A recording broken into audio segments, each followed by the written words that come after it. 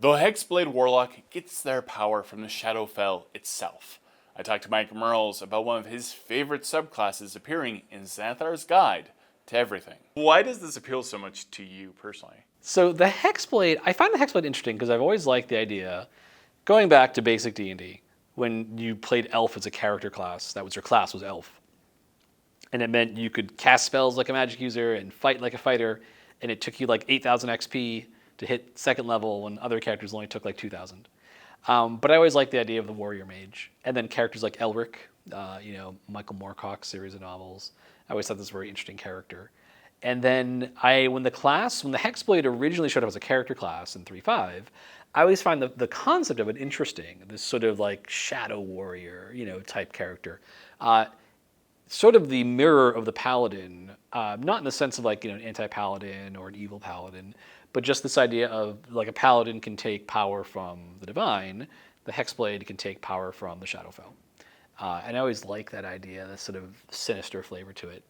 And so, yeah, to me, that's just fun, being able to like sort of use magic to bridge the gap between what you are as a warlock and what you want to be as a warrior. I always liked that idea, and it just ever since I was a kid, it appealed to me.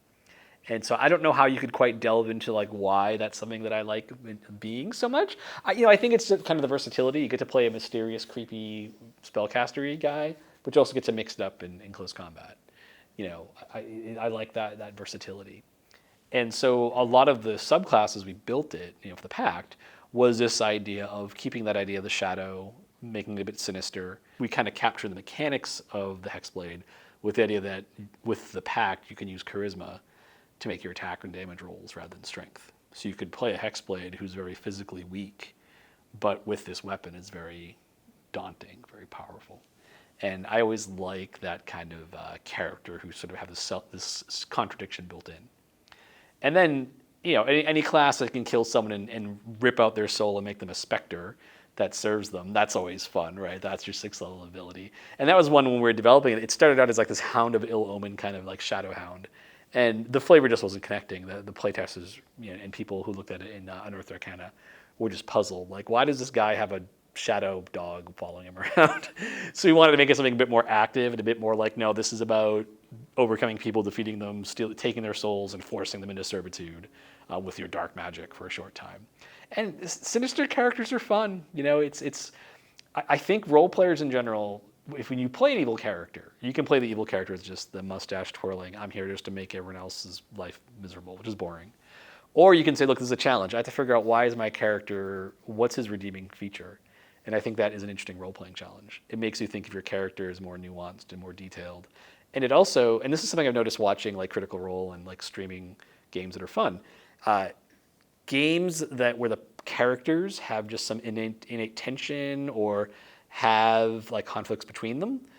It's not like they're fighting, but they disagree or whatever, or they have relations, they have history. That's a lot more fun to me to watch and to play.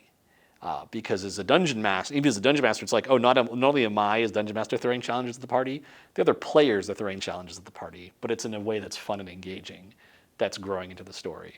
And so I think, now as we're talking through this, I'm thinking that might be why I like the Hexblade, because I also like playing evil characters. But I don't like playing characters who are evil just for the sake of being evil. I like playing the characters who are like, okay, this guy is helping us, but can we fully trust him? And like, what's this person's backstory and what's their deal? And so to me, that's always fun. I played in a campaign a couple years ago where the running question was my character actually the big bad guy of the campaign?